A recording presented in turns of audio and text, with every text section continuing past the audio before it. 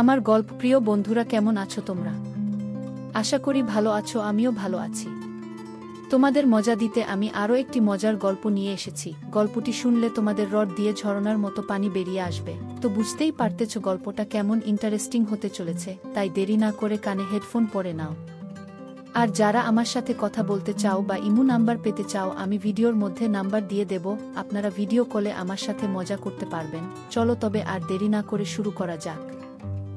রাত তখন প্রায় 1টা বাজে। এটা ছিল প্রথমবার যখন আমি এক গভীর রাতে মামির সঙ্গে তার বাড়িতে একা ছিলাম।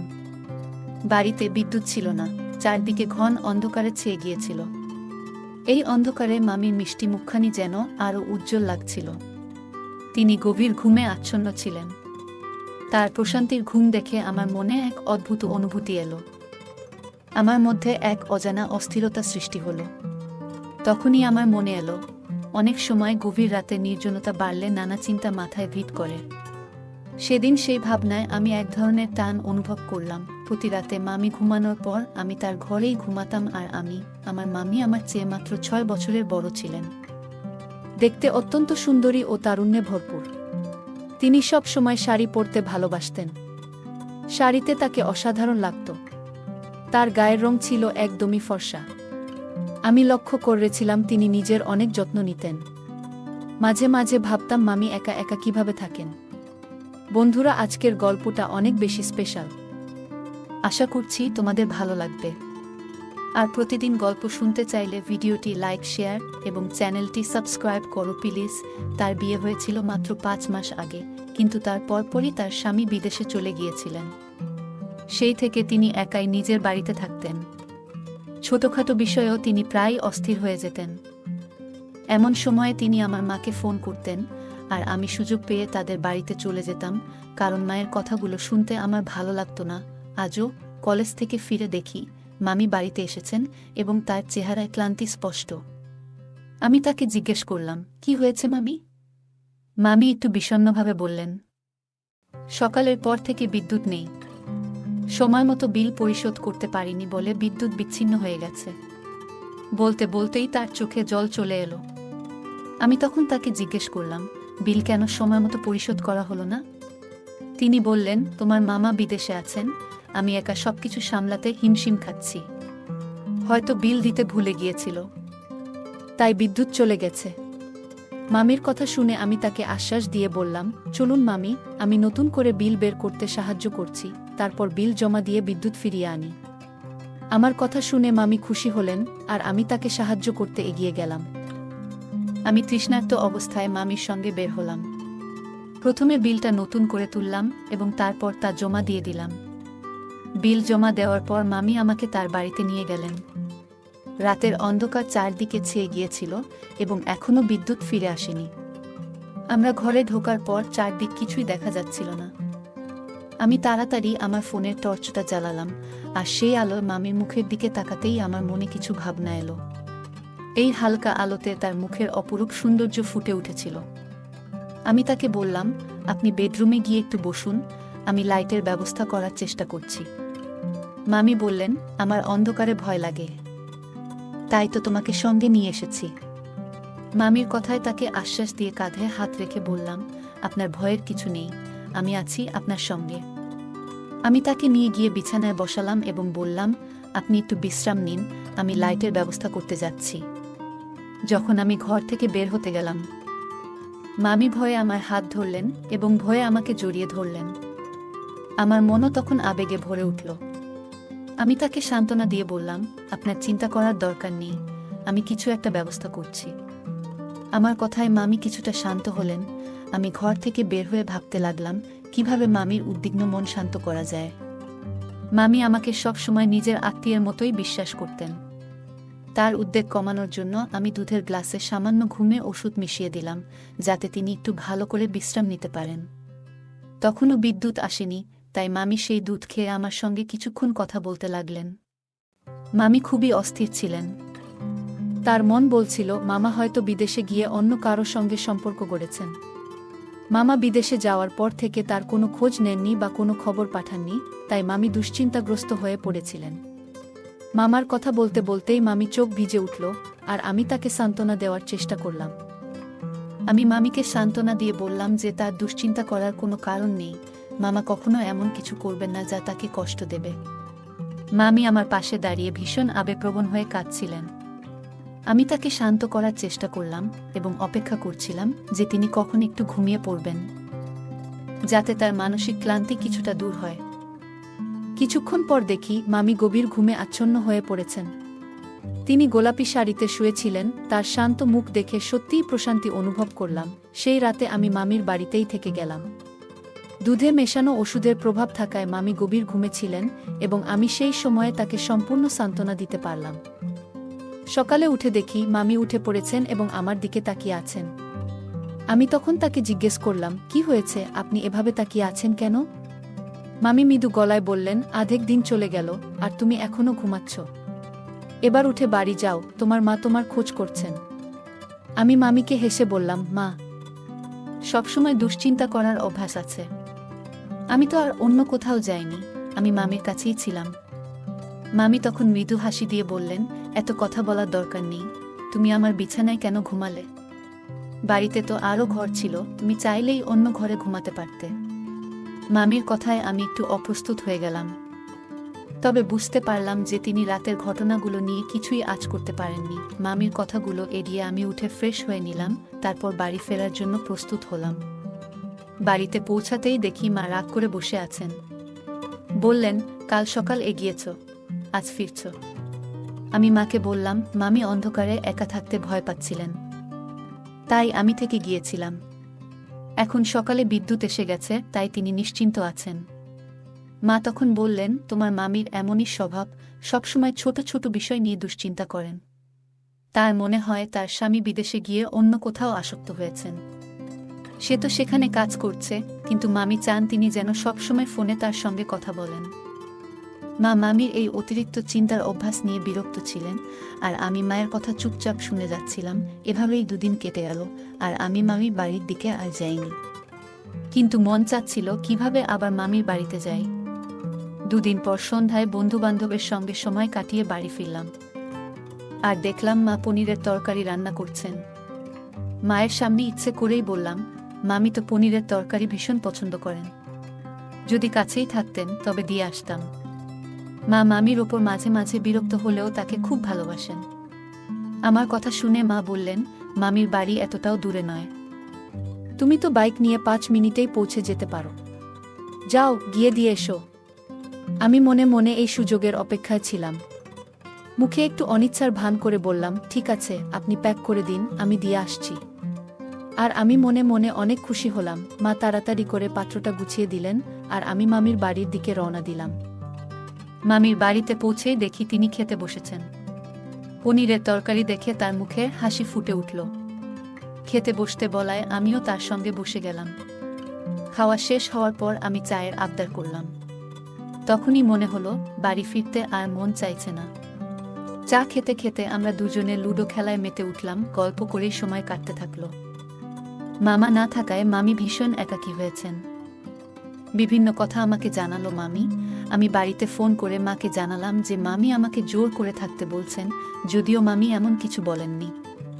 তারপর মামির দিকে তাকিয়ে বললাম, মামি আপনি এত দুর্বল হয়ে পড়ছেন, নিয়মিত দুধ খান না কেন? মামি হেসে বললেন, একে তো কেউ দুধ এনে দেয় না, আর তার উপর একা একা সব সামলাতে হয়। আমি তখন বললাম, ঠিক আছে, এই দায়িত্ব এখন থেকে আমার। আমি দুধ এনে তা গরম করে মামিকে দিলাম। দুধ হাতে নিয়ে মামি আমাকে স্নেহের দৃষ্টিতে দেখে বললেন, তোমার মতো ভাগনা সবার থাকা উচিত। তুমি আমার প্রতি এমন যত্নশীল যে তোমার মামা না থাকলেও আমার কোনো অসুবিধা হয় না। মামির কথা শুনে আমি মৃদু হেসে বললাম, কিন্তু তিনি জানতেন না যে আমার এই যত্নের পেছনে ভিন্ন উদ্দেশ্য রয়েছে। মামি দুধ পান করলেন এবং কিছুক্ষণ লুডো খেলার পর নিজের ঘরে ঘুমাতে চলে গেলেন। তার ঘুমের মধ্যে আমি রাতটা নিরিবিলি কাটিয়ে দিই। ভোরবেলায় ক্লান্তি অনুভব করে কিছুটা বিশ্রাম নিই। মামির কথা মনে পড়ায় আমি পাশের সোফায় শুয়ে পড়ি, যেন কোনোভাবে তিনি সন্দেহ না করেন। পরদিন সকালে আমি একটু দেরি করে ঘুম থেকে উঠলাম। যখন আমি সকালে উঠলাম, মামিও আমার সঙ্গে জেগে উঠলেন। তিনি বললেন, তুমি রাতে এখানে ছিলে, তোমার মা তো চিন্তা করবেন। আমি হাসি দিয়ে বললাম, না, আমি মাকে আগেই ফোনে জানিয়েছি। তিনি বরং খুশি যে আপনার পাশে কেউ ছিল। নইলে একা একা আপনি কিভাবে সময় কাটান, এই ভেবেই মা সবসময় চিন্তিত থাকতেন। বিকেলের দিকে আমি বাড়ি ফিরে এলাম।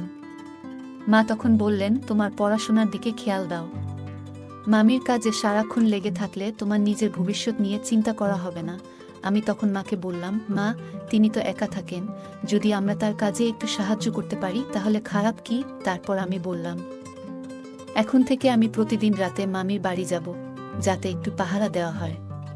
পাড়ার লোকজন বলছিল সম্প্রতি চুরির সমস্যা বেড়েছে। আমার কথা শুনে মা একটু চিন্তিত হলেন, তারপর বললেন, ঠিক আছে, তবে সকালে ঠিক সময়ে ফিরে আসবে। তোমার ক্লাস যেন মিস না হয়। আমি মাকে প্রতিশ্রুতি দিলাম যে প্রতিদিন সকালে সঠিক সময়ে ফিরে আসব বা সেখান থেকেই কলেজে চলে যাব। আমি ভাবলাম এভাবে প্রতিদিন মামির বাড়িতে থাকলে পড়াশোনারও ক্ষতি হবে না। আমি মামিকে বললাম যে সাম্প্রতিক সময়ে পাড়ায় চুরির ঘটনা বেড়েছে এবং কয়েকটি গল্প বললাম, যা শুনে মামি কিছুটা ভীত হয়েছিলেন। এরপর থেকে আমি প্রতিদিন রাতে দুধ নিয়ে মামির ঘরে যেতাম। মামি দুধ খেয়ে ঘুমিয়ে পড়লে আমি তার নিরাপত্তার দায়িত্ব পালন করতাম। আমার এই দায়িত্ব পালন করতে পেরে বেশ সন্তুষ্ট ছিলাম, কারণ মামিও এতে বেশ আশ্বস্ত ছিলেন। ধীরে ধীরে মামি নিজেই আমাকে রাতে থেকে যাওয়ার কথা বলতেন, আর মাকেও চিন্তা করতে হতো না, কারণ আমি ঠিক সময়ে কলেজে যাচ্ছিলাম। আর রাতে মামির সাথে আমার সময়ও কাটছিল ভালো। তিনি এখনো কিছু জানতেন না যে আমি কেন তার কাছাকাছি থাকতে চাচ্ছিলাম।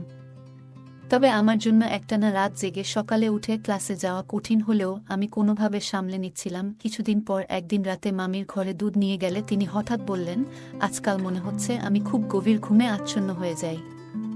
মাঝরাতে একবারও ঘুম ভাঙে না, অথচ আগে এমনটা কখনো হতো না। এরপর মামি আরও বললেন, আজ বিকেলে ঘর পরিষ্কার করতে গিয়ে ডাস্টবিনে এমন কিছু পেলাম যা দেখে অবাক হয়ে গেছি। মামির কথা শুনে আমার শরীর ঘামে ভিজে গেল।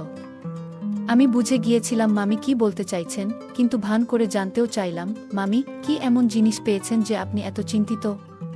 আমার জানা ছিল যে তিনি সরাসরি কিছু বলবেন না, তাই আমি যেন কিছুই জানি না এমনটা দেখালাম। প্রথমে তিনি গভীরভাবে আমার দিকে তাকালেন, তারপর মাথা নাড়লেন এবং বললেন, না, কিছু না। তোমার জন্য এসব কিছু নয়, তুমি এখনো ছোট। মামি তখন দুধের গ্লাস শেষ করলেন এবং কথা বলতে শুরু করলেন। আমি মনে মনে হাসতে লাগলাম, কারণ মামি আমাকে এখনো শিশু ভাবছেন, অথচ প্রতিদিন রাতেই আমি তার ঘুমের সুযোগ নিয়ে কিছু না কিছু করছিলাম। কিছুক্ষণ পর মামি আবার ঘুমিয়ে পড়লেন, আর আমি আমার কাজে মন দিলাম। আমার কাছে বিষয়টি বেশ আনন্দদায়ক লাগছিল, কারণ খুব সহজেই আমার পরিকল্পনা সফল হচ্ছিল। তবে একদিন মামি বললেন, আজ বিকেলে পাশের বাড়ির মহিলা এসেছিলেন, বেশ অদ্ভুত কিছু কথা বলছিলেন। আমি একটু অবাক হয়ে জিজ্ঞাসা করলাম, কোনো মহিলা? মামি বললেন, তিনি বলছিলেন যে রাতে আমাদের বাড়ির জানালা দিয়ে কিছু অদ্ভুত ব্যাপার দেখেছেন। মনে হয়েছে রাতে কেউ এসেছিল। মামির কথা শুনে আমার মনে শঙ্কা জেগে উঠল, কারণ গত রাতে আমি কয়েকজন বন্ধুকে মামির বাড়িতে ডেকেছিলাম এবং আমরা সবাই একসঙ্গে সময় কাটিয়েছিলাম। এক রাতে যখন আমি মামির সাথে একান্তে সময় কাটাচ্ছিলাম, তখন হঠাৎই আমি বুঝতে পারলাম যে মামির পাশের বাসার এক মহিলা আমাদের বাড়ির দিকে নজর রাখছে। আমি তখন একটু ভয় পেয়ে মামিকে বললাম, মামি, আশেপাশের পাড়াপড়শিদের আপনার ঘরে আসতে না দেওয়াই ভালো। সবাই জানে আপনি একা থাকেন, তাই তারা নানা রকম কথা বলছে। কাল যদি আপনার চরিত্র নিয়ে কিছু বলে, তখন আপনি কি করবেন? আপনার উচিত সবার কাছে সোজাসুজি বলে দেওয়া যে আপনার ব্যক্তিগত জীবনে নজর না রাখে। মামি আমার কথায় সায় দিয়ে বললেন, তুমি ঠিকই বলেছ। আজ যদি ও বলে থাকে যে কাউকে দেখেছে, তাহলে কাল বলতে পারে যে কেউ আমার সাথে দেখা করতে এসেছে। তখন আমার কি হবে? মামির মনে আমার কথা ভালোভাবে ঢুকে গিয়েছিল। আমি তার কাঁধে হাত রেখে বললাম, মামি, আপনি জানেন না, সময়টা খুব খারাপ। আশেপাশের লোকেরা নানা রকম কথা ছড়াতে পারে। যদি কেউ আপনার শ্বশুর বাড়ির লোকদের কাছে কিছু ভুল তথ্য পৌঁছে দেয়, তাহলে আপনারই সমস্যা হবে। তাই পাড়াপড়শির সাথে একটু কঠোর হয়ে চলুন এবং কাউকে আপনার ব্যক্তিগত বিষয়ে কথা বলার সুযোগ দেবেন না। মামি আমাকে ধন্যবাদ জানালেন এবং বললেন, তুমি আমাকে সঠিক পরামর্শ দিয়েছ। এখন থেকে আমি আর কাউকে আমার বাড়িতে ঢুকতে দেব না। আমি মামির এই সিদ্ধান্তে খুশি হলাম। আমার সরল মনের মামি আমার প্রতি অন্ধ বিশ্বাস করতেন, আর আমি সেই সুযোগটাকেই কাজে লাগাচ্ছিলাম। সেই ঘটনার পর থেকে মামি আশেপাশের মানুষের সাথে সম্পর্ক ছিন্ন করে দিলেন এবং তার প্রতিটি সমস্যার সমাধানের জন্য কেবল আমার উপর নির্ভরশীল হয়ে পড়লেন। ছোটখাটো যে কোনো বিষয়ে তিনি আমাকে ফোন করতেন, আর আমি সঙ্গে সঙ্গে হাজির হতাম। প্রতি রাতেই আমি নিজেই তার জন্য দুধ নিয়ে যেতাম এবং কখনো কখনো সেই দুধে ঘুমের ওষুধ মিশিয়ে দিতাম। প্রথম দিকে আমি একাই তার গভীর ঘুমের সুবিধা নিতাম, কিন্তু ধীরে ধীরে আমি আমার কয়েকজন বন্ধুদেরও নিয়ে আসতে শুরু করি। আমরা বন্ধুরা মিলেই মামির গভীর ঘুমের সুযোগ নিতে থাকলাম। আমার মনে হয়েছিল এই ঘটনা চিরকালই গোপন থাকবে, কিন্তু আমি ভুল করেছিলাম। এক রাতে হঠাৎ করে কিভাবে যেন মামির ঘুম ভেঙে যায়। তিনি ঘর থেকে বের হয়ে এসে দেখেন আমি এবং আমার বন্ধুরা লাউঞ্জে বসে আছি।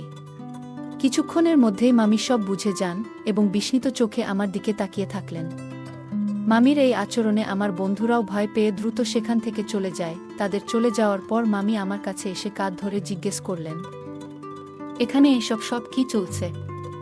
আমি ভীষণ ভয় পেয়ে গিয়েছিলাম এবং কিছুই বলতে পারছিলাম না।